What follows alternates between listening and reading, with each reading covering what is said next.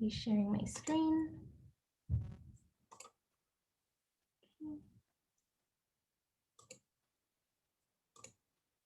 Okay, can everybody see that? Thumbs up. Great. Okay. So let's see. So this is the MyIntent training. We'll go over who we are as MyIntent, who MyIntent Maker is. I'm going to share a couple of stories from our Maker community that I thought was fitting for this time of year.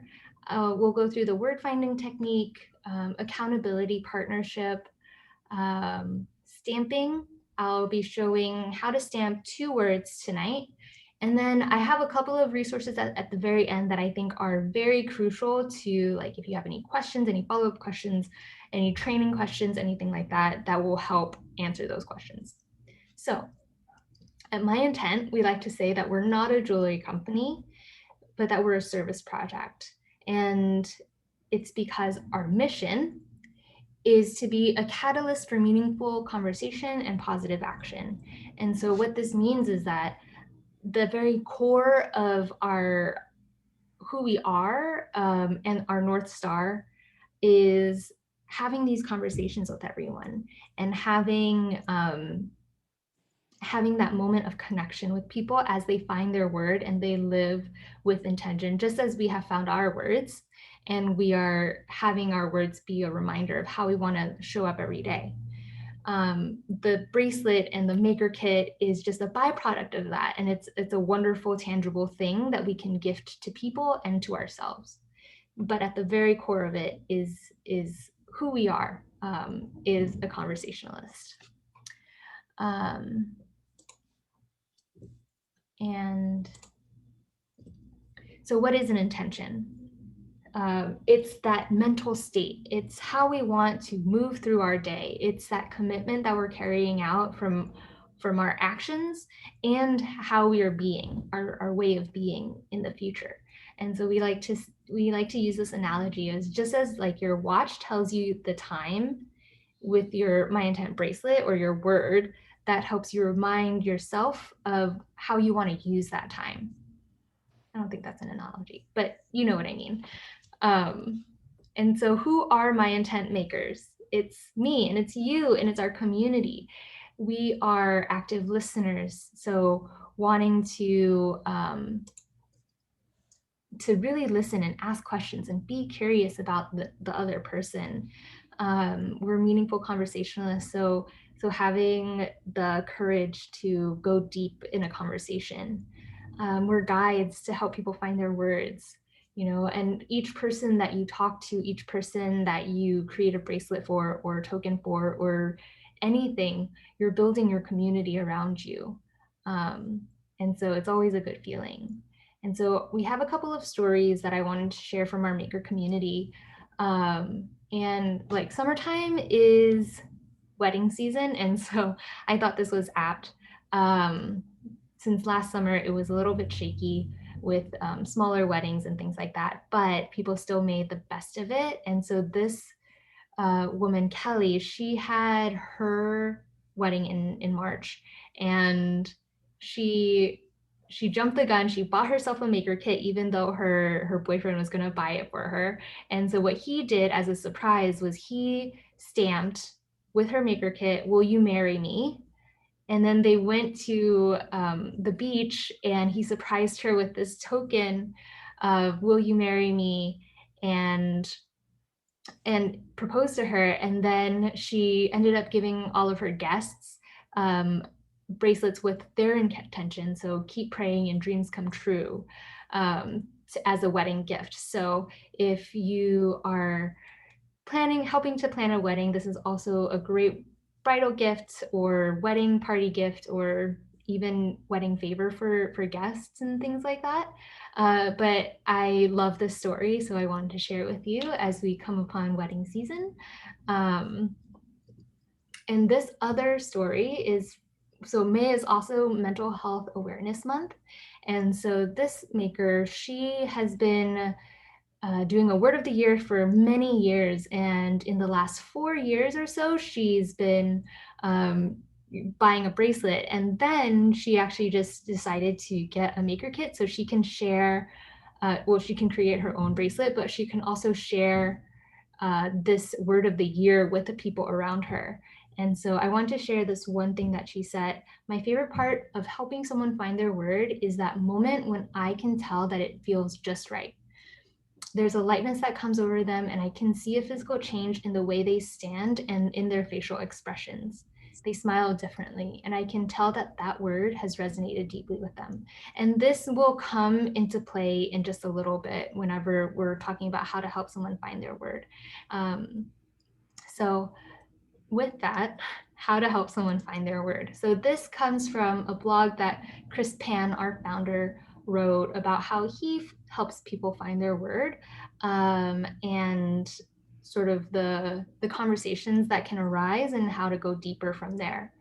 And so before you have the conversation, what I like to do is prepare myself. So just like in this, just like in at the beginning of this workshop, we breathe together. This is sort of what you'll be doing with yourself to prepare yourself. So be present. So finding your grounding, finding the present moment, allowing yourself to be open to sharing. So sometimes the conversations that we have are pretty vulnerable. And so allowing yourself to be more vulnerable, not always, but allowing yourself to be open to sharing whatever comes up. And then to be confident and to ask people, what's your word? Because sometimes it's sort of a bold thing to open a conversation with. But then it can lead to very deep and meaningful conversations. And so then once you're prepared and you're engaging with another person, you can start with what's your word. And sometimes that's like, whoa, what does that mean? And then you can share your intention for this conversation. You can share your word. You can share that you'd like to make their word on a bracelet because of your relationship, depending on who you're talking to, that they mean so much to you, and then pause to allow them to reflect on what you just asked, because this is sort of a big question. What is my intention for my life, for my work, for my health, things like that? So after the pause, if a word hasn't bubbled up, we have 3 questions that we like to ask, and I'll kind of explain the underneath the why for these questions, and then you can ask the questions however you'd like. So the first question is, what's a quality or virtue you want more of in your life? So what is sort of the guiding North Star that you want to your life to follow in this direction? Sometimes if people look at you kind of funny because that's an odd question to ask, I like to ask, who do you admire? And then why do you admire them? So then you're creating a tangible person, and then you're asking, oh, what do they exemplify that I admire? And so then maybe then you can start parceling out the qualities that this person has that they want to embody as well. The second question is, what's a challenge that you want to overcome? And so sometimes, life gives us lemons, and we can't see anything past the lemons. And so what I like to do is call out the obstacle. What is giving you a hard time right now? Why do you want to overcome it? What's on the other side of that challenge in your life? What is that feeling? So we're not just looking at the obstacle itself, but what is past it. Because sometimes it's really hard to look past the obstacle, and that's why we're having that conversation of, if we can get through this, we can get through anything. And the third question is, what is something that makes you feel alive and want to focus on? And so this, I think, is really a fun question, because something, for example, it can be like, What makes me feel alive right now is gardening. I want to focus on gardening. Okay, so awesome. That's really great. And so then the question I would ask is, what is it about gardening that makes you feel alive? And then from there, you can have the conversation of that feeling of why it's making this person feel alive. And maybe then you can create that feeling in other pockets of time throughout the day. So when it's gardening, it's your happy place, and then maybe we can bring that happy place into other moments throughout the day, just by being on your wrist or your neck, on a necklace or something. And so trying to like create those moments. And so with all of these questions, there will at some point be an awkward silence. And for us, it is to embrace that awkward silence, because we know what's on the other side of getting to your word and how exciting that is to find your word, to have it bubble up and be like, yes, this is it. And we're excited for the other person. So just allowing that awkward silence to sort of be a bubble between the two of you, that will help them find that word. And the last thing is to support and acknowledge. So allowing yourself to be curious, like we were saying, and asking open-ended questions like why, and could you share more? What about this thing makes you feel this way, and so that will be continuing the conversation. And so after this, sometimes you'll find their word and sometimes you won't, but we'll go into a going deeper section. But before that, I wanted to talk about our question cards that also come in the Maker Kit. And these are just great conversation starters. So the questions that we asked, the quality, the challenge, and the what makes you feel alive questions, those are three sort of like basic questions that I like to ask first. But if you have the question card deck, which every Maker Kit comes with it, you can also use any of these questions as conversation starters. They act in the same way of getting people to think a little bit more deeply about what their intention is and how they want to live their life.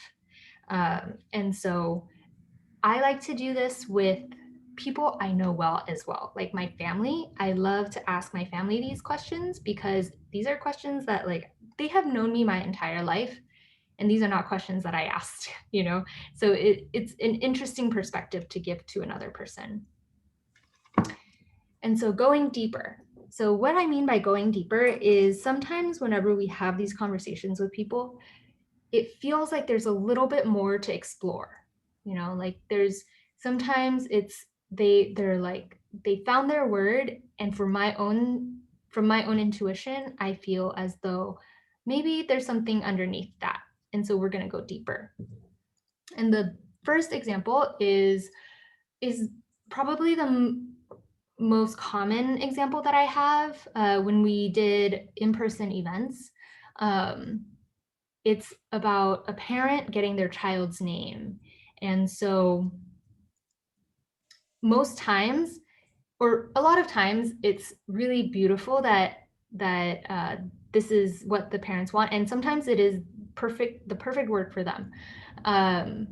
But sometimes I like to ask, how do your children motivate you to be the best version of yourself, right? So like, what is your child representing on your bracelet? And or what quality would you like to teach your children? So if we're and that comes back to the what quality or virtue do you want more of in your life? So it's about embodying that quality to lead by example for their kids. And so there's I think this is the most common example that I always get at events or whenever people are asking me for their word and they have kids. And I think it's beautiful. And sometimes I think the kids represent something even deeper than that, that has to do with themselves. And then the second example is Sometimes we have words that look different for different people, but it's the same word. So in this example, this coffee shop owner said success initially, and then what is it? What does success look like for him?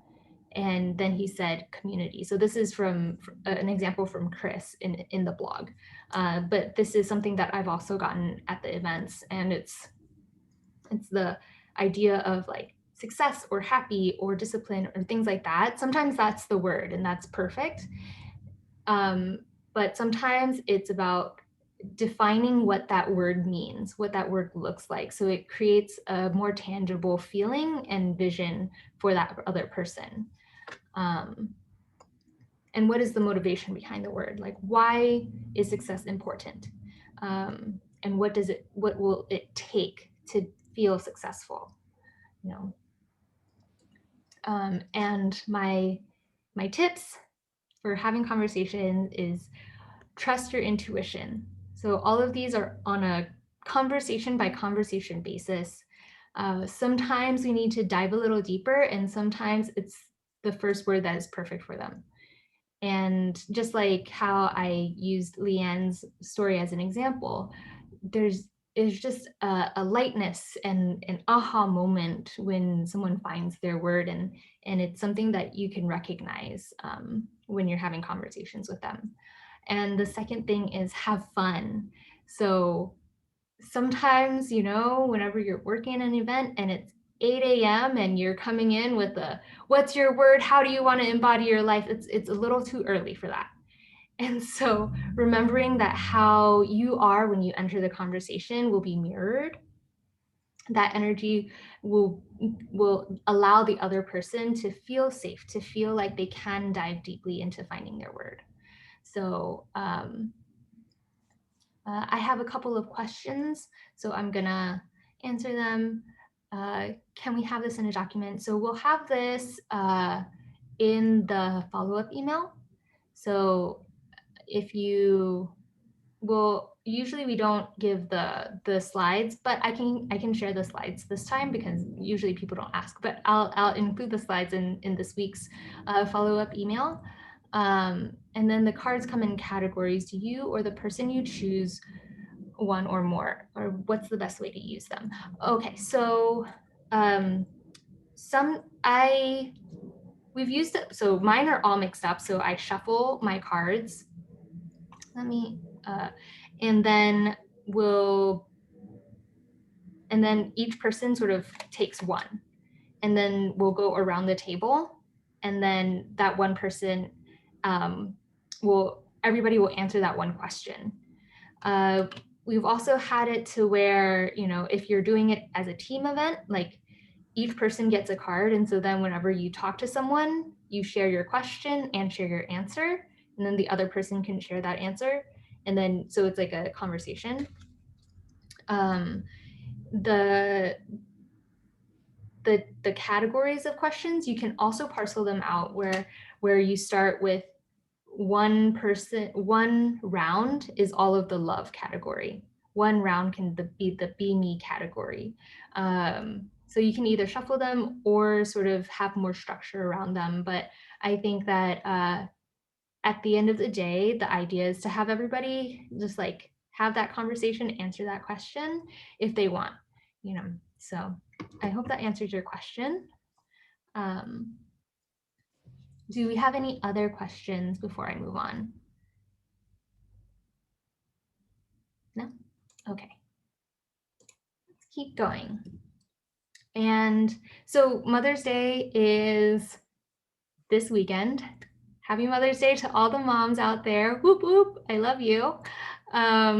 So we published this thing where it's being accountability partners with your mom, but if you're a mom with your child.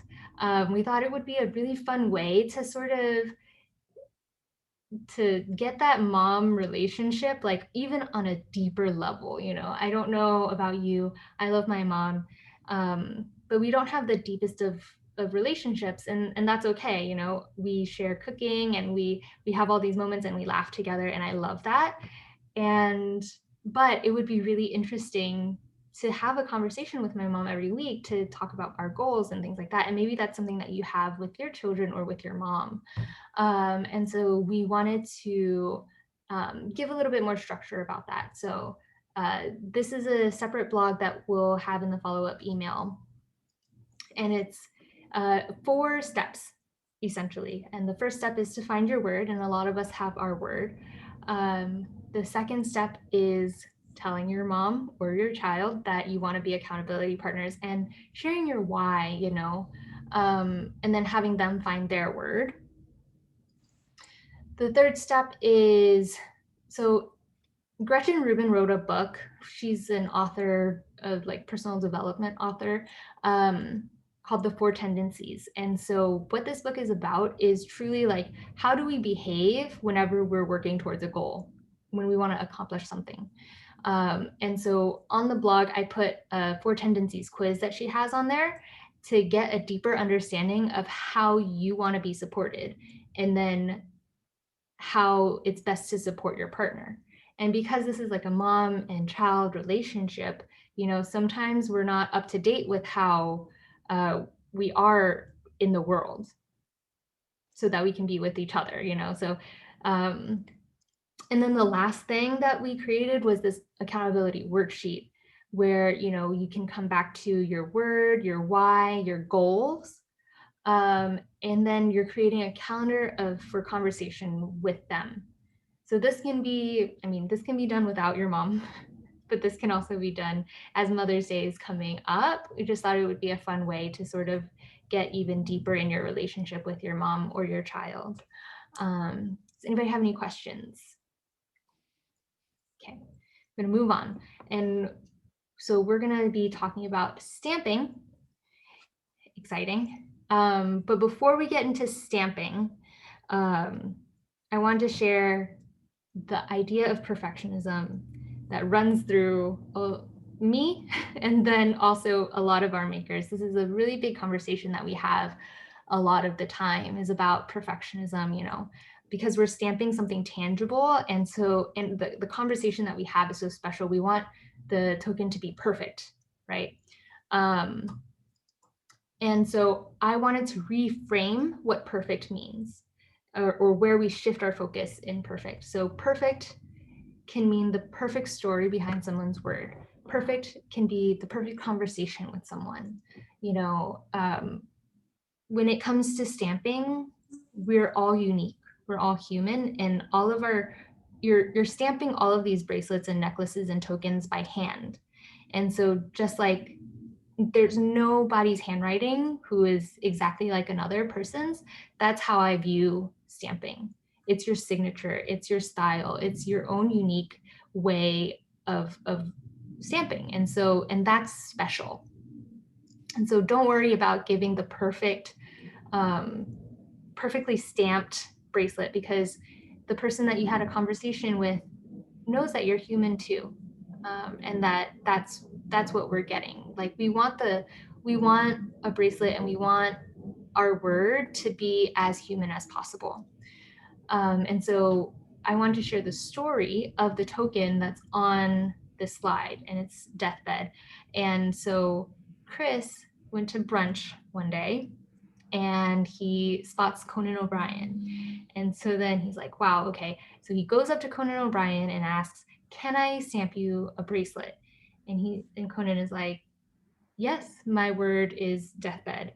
And the story behind it is, when I reach my deathbed, I want to have lived a life with no regrets. And so Chris is like, wow, okay. So he goes back and he stamps this word, and he messes up the E. As you can see, it's backwards. But then he keeps stamping, he finishes the word, and then he goes back and he says, here's your bracelet. The E is backwards. Is that okay? And Conan O'Brien says, that's even better than I expected. Because life isn't about being perfect. It's not about having that. It's about those missteps and those stumbles, and can we get to our deathbed without those regrets? So sometimes the way that we stamp the token ends up being perfect for the intention and the story and the conversation that we had with this person. So it's sometimes it just happens that way, you know, it just is like we're embodying the story and conversation, and that's how it comes out. And then it is even more perfect than we can imagine. So I just wanted to share that before we get started with stamping, that don't forget that you're human and that you have your own unique way. So stamping, we're going to go through the setup, spacing, depth, and then I'll show you 2 words. I'm going to stop sharing my screen so that you can see. Okay, so in your maker kit, you have your stamping base, your hammer, your letter stamps, and your question cards. And I'm going to be stamping on a purple gold-plated twist today. So I'm going to move you down so that you can see the stamping.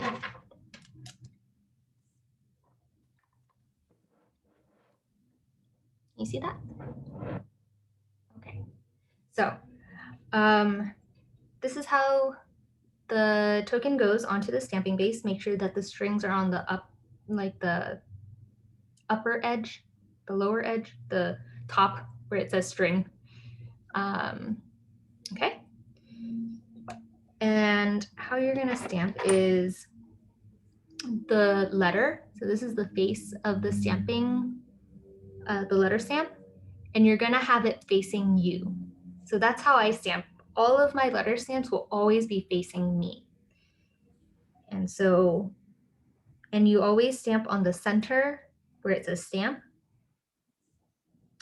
And what I like to do is I like to use my thumb to push against the center peg so it sort of lines up right where it needs to.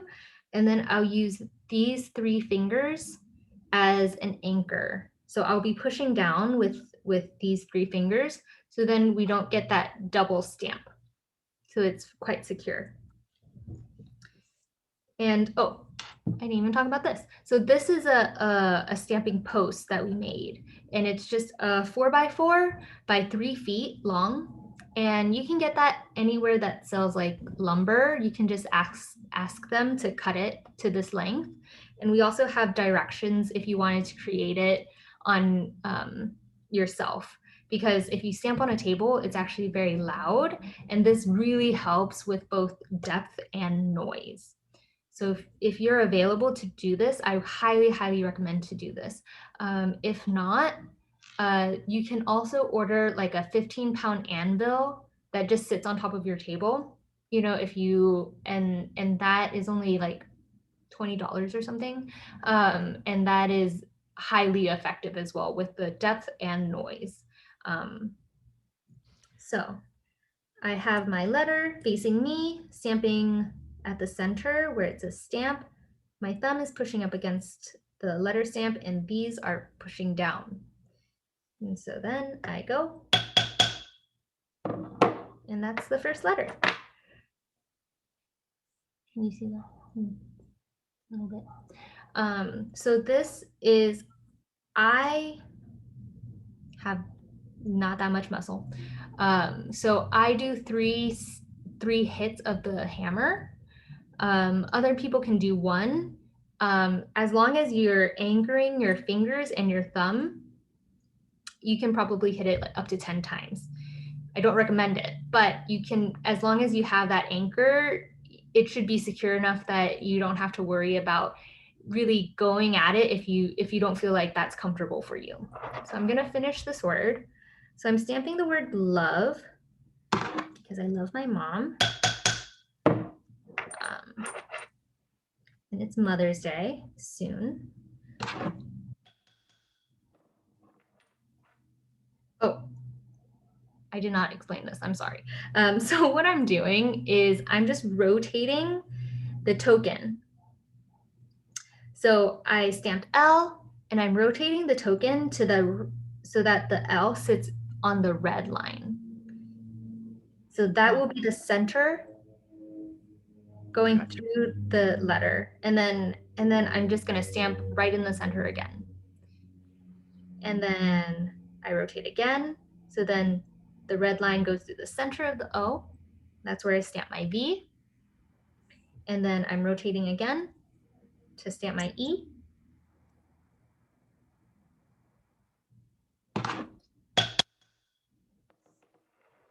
So this is love.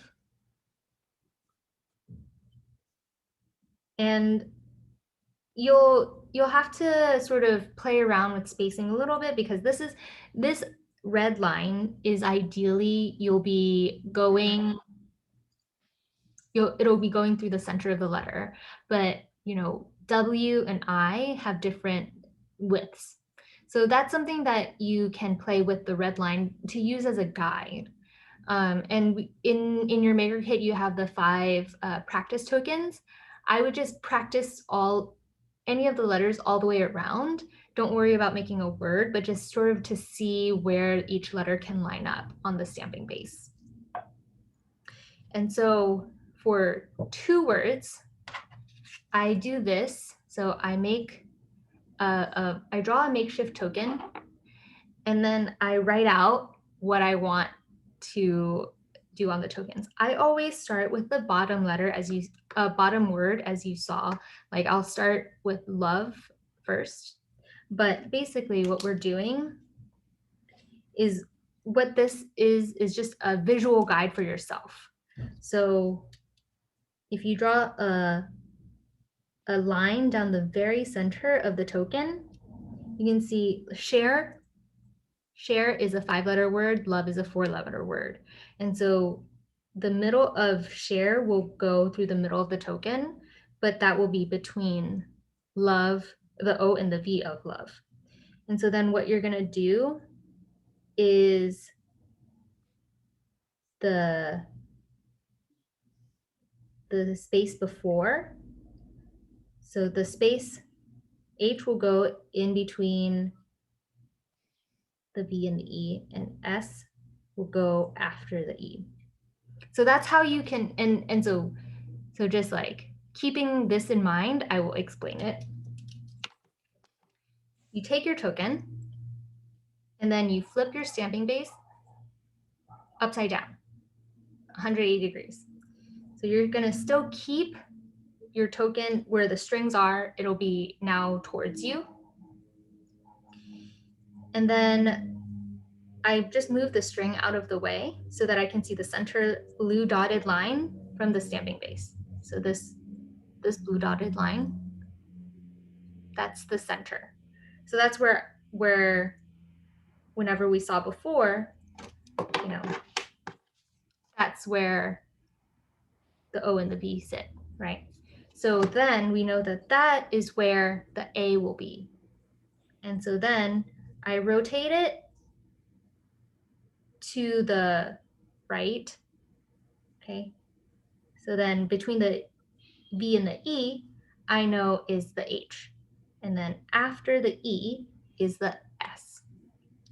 And then because my stamping, my letter stamp will be facing me again. Always, for me, I always have my letter stamp facing me so that I don't mess up personally. I'll share a couple ways that other makers do it, but it'll be the same thing. So you're gonna use these 3 fingers now as what the thumb did, pushing it up against the center peg, and then you're gonna use your thumb as that down anchor. And then here we go. And then whenever you rotate to this blue dotted line. Instead of that red line, it's now the blue dotted line.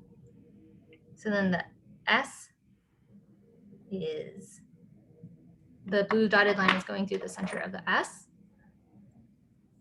Rotate.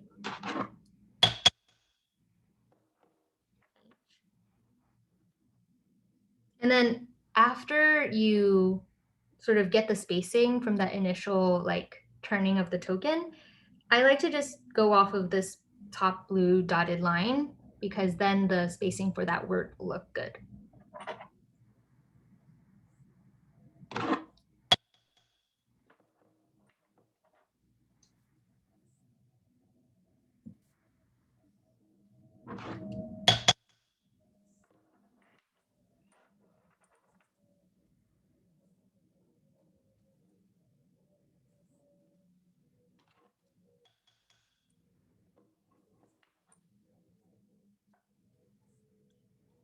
This is share love. So you can see it's the top for me, I have spaced it a little bit close. But I think it looks great. You know, it still is very, you can read it. It's a good reminder. Do you have any questions so far? Let me show you my face. Any questions about stamping? Oh, yes. Jenny? I have a quick question about whether do you start in the middle and work out, or do you start at the beginning of the word? For the top word? Yeah. Yes, I start of the beginning of the word. So I will rotate my token Uh-huh. until I get to that first letter. So Okay. I start in the middle. So I have the O and the V in the center, in that bottom center blue line right here. Okay. And then I'll rotate the token until it gets to the top. The top is spaced where share will start. And then I'll do it from there. Okay. Yeah. Any other questions?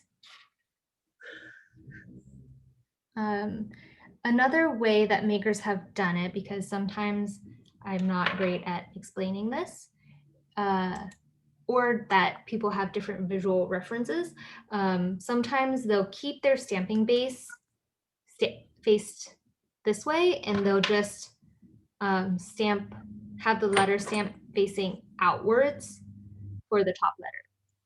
So that could be an easier visual for you. But this is just one way, and that's another way. And so you can play with what works best for you. And let me know how you do it, because I would love to learn different ways. Any other questions about any events that you may have coming up? Any brainstorming things that I can help with right now? I have another question. I bought extra stamps. Do you guys sell like the cases that you can, Empty cases? yeah, to store my extra stamps in? We from what I remember, we don't anymore. Yeah, because I couldn't find anywhere on the website or anything. I don't think we used to have so we expanded our symbol stamps Mm-hmm. maybe in the last year, and so whenever that launched, we sold like an expansion, like a bigger pack with Uh-huh. empty for people who already had symbol stamps. But I think we don't have any more of those. So Okay.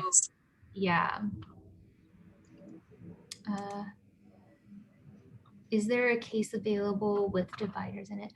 No, we don't have. We used to, but we don't have them anymore. But I can definitely bring it up because I have one and it's like so great. I'll definitely bring it up again. I'm allergic to polyester. Are there other options for cords for bracelet, cotton or leather? So we have cotton. I believe we have a cotton bracelet, because that'll be the bracelet that we use to tie like a non-adjustable tie. So we have polyester only because that allows like the fabric to continuously be tightened and untightened and adjusted without fraying and then falling apart. So let me double check with you about the cotton. We don't have any leather cords, but that's been coming up a lot recently. So maybe I'll also bring that to everybody's attention.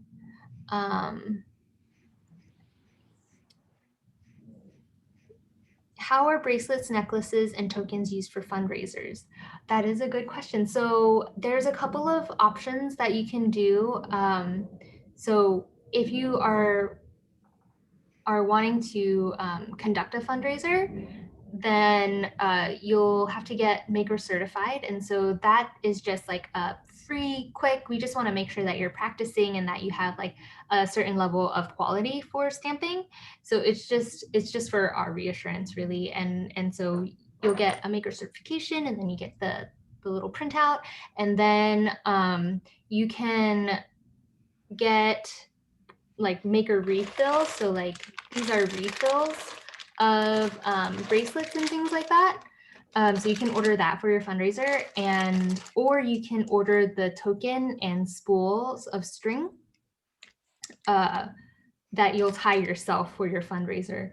And so that ends up cost, like depending on how much you want to sell your bracelets for, or necklaces or tokens, then that could be a good option, but it is also more time intensive. We do have videos on how to tie your own bracelets if you want to do that. But if not, then we have the refill bracelets that already are tied.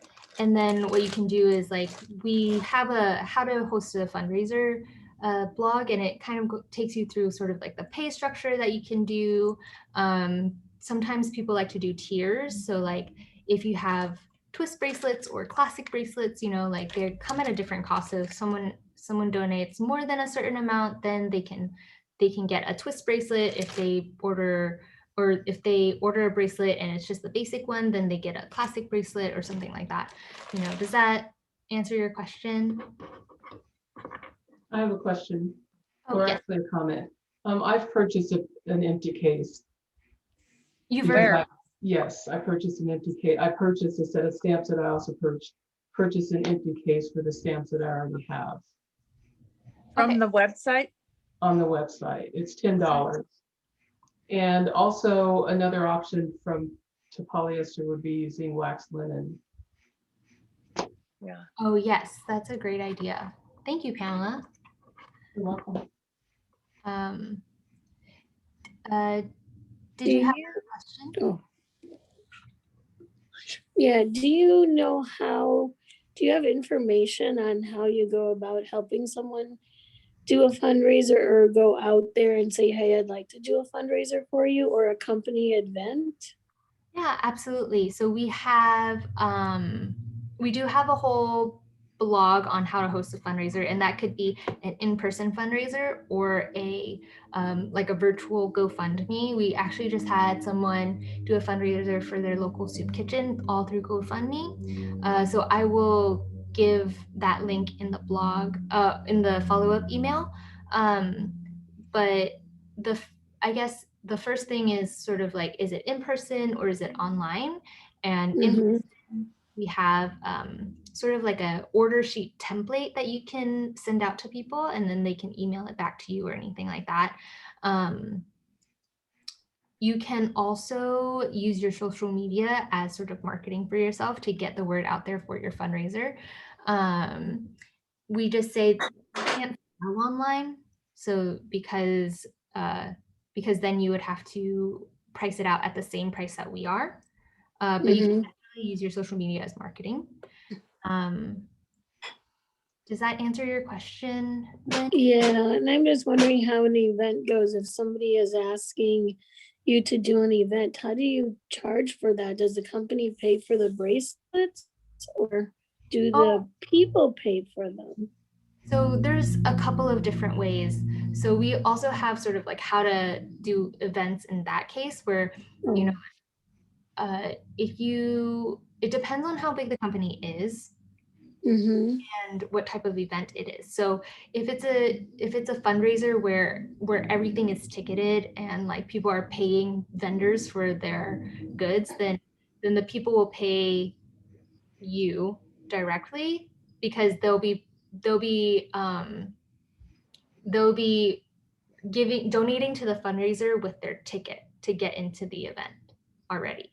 So if that's how that fundraiser is set up, then you don't have to worry about the donation process and things like that. It's just as if it was any other vendor or vendor event.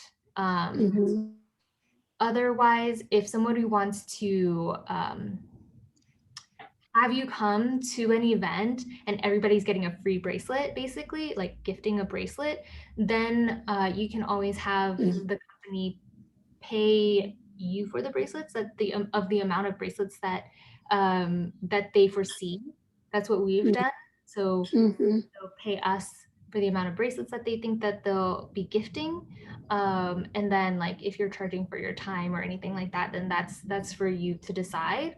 Or if you're donating your time and you're just getting people, you're just having them pay for the cost of the materials. But we also have something where we break down like how you can think of yourself as if you're doing this as like a gift for other people, or if you're getting it as like a more formal contract.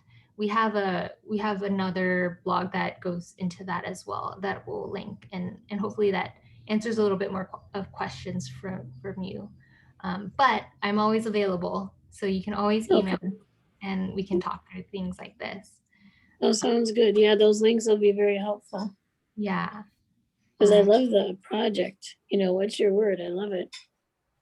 Yes, thank you. Me too. I'm so glad that everybody is here tonight. Okay. Where do I get the price list for what I'm supposed to charge? So the price list, we have a couple of examples for pricing. If you are okay with pricing, because it just really, really depends on the area that you're in, right? Some people, if you're doing it with a middle school or we've had like seventh graders do it with their class as fundraisers, and you know, like when you're in seventh grade you don't really have that much money, so you can't be paying $20 for a bracelet. But if you're doing it for like a race, we've had people do it for races where they have to donate, they have to raise money for charity, and people tend to have a little bit more room to spend a little bit more on a bracelet, especially when they're supporting a person that they can see in their race. And so it really depends on who you are selling to. And I would say that rule of thumb is $20 for a classic bracelet. That's what we charge. So you can always feel safe that you can charge $20 for a classic bracelet. But if people can't afford that, you may have to bump it down to $15 or $10. Let's see what else. And sometimes, you know, you can always do it where, because we have packs of the question cards, so you can order like an 80 pack and it ends up being like $1 or something like that for each. And so that's the tiering system for the price list. So like if someone donates $10, then they'll get a pack, and that only costs you $1, right? And so then you have $9 that you can donate or that you can use to like buy more bracelets for people who are more willing to pay the higher fees. But we have a sort of template that we share, and that'll be in the fundraising, how to host a fundraiser too. So I'll definitely share the how to host a fundraiser and like the different types of fundraisers, and that'll answer how to approach an event. Any more questions? And I'm gonna put my email in the chat. You already have it from signing up, but just in case, I'm gonna put it in here. So that if you have any questions that didn't get answered from any of the blogs or any of the links that we share, you can reach out to me directly. I've gone on calls with how to, you know, host a virtual team building session, things like that. So I have a lot of ideas that I can share with everybody, but if that's not what you want, then I don't want to waste your time here. And the very last thing that I want to share is a couple of websites that will be great for any questions that you have in case we can't get to it quickly. So the first one is, I'm going to share my screen. The first one is our Facebook group. So if you go to facebook.com/groups/MyIntent Maker, don't look at the side, that's for us, but all of this, you'll see what I want to call out on here is this is years and years and years of makers asking questions, posting about events, everything like that. And so you'll have people asking the questions that you may be wanting answered as well. So you can look through that. And how you do that is using this search bar.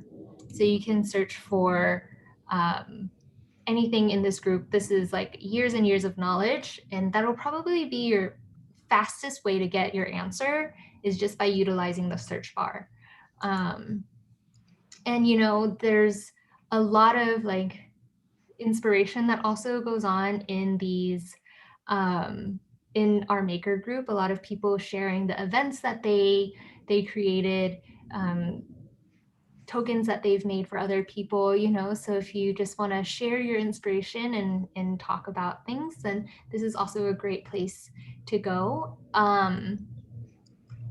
We admit everyone, and sometimes we won't post your question because somebody else has asked it, and so we'll just ask you to use the search bar first, or we'll answer it off without posting it, just so that our feed is mostly about people sharing stories and then having the conversation through that. And then the other thing is our Maker Resource Center. So this is sort of the one-stop shop for all things Maker.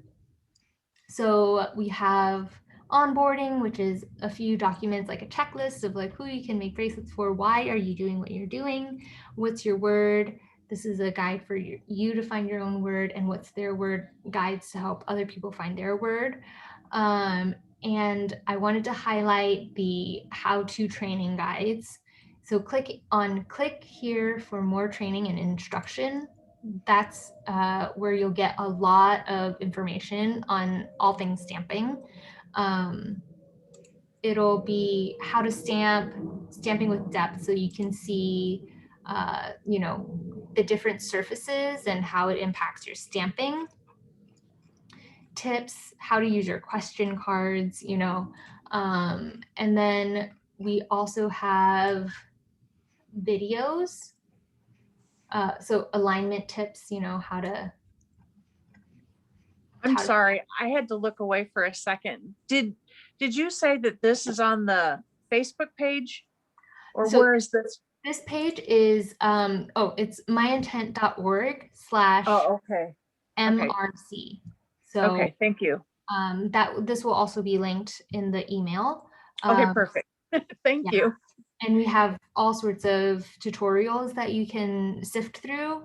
And so this is any questions that you may have on how to do stuff. This could be a really great resource as well. And that's it. We are at 6 o'clock. Exactly. Does anyone have any questions before we part tonight? Thank you. No, thank you very much. This was great.